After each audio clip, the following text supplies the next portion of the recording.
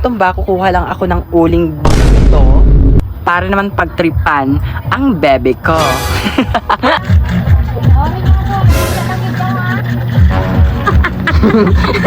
Ako pala yung naprank.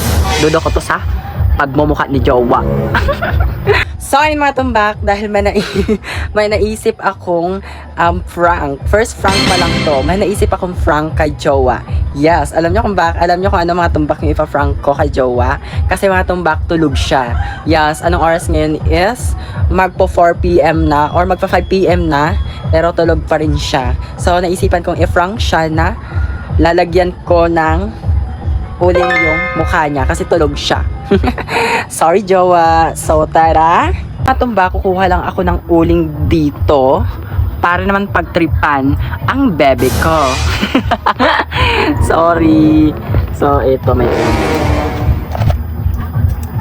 So okay na to kasi alam ko naman talaga na dudo ko to sa pagmumukha ni Jowa. Mapapagtripa naman talaga si Jowa. So ayun, dahil tulog siya, yan.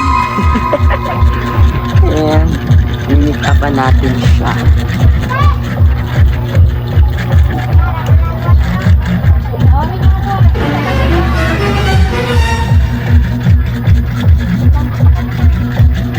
Ang likod.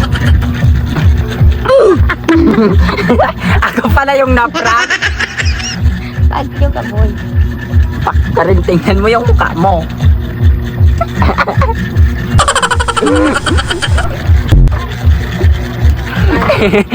Ako yung na-prank. First prank ko kay Jowa, pero Gala mo tulog ko? hindi successful.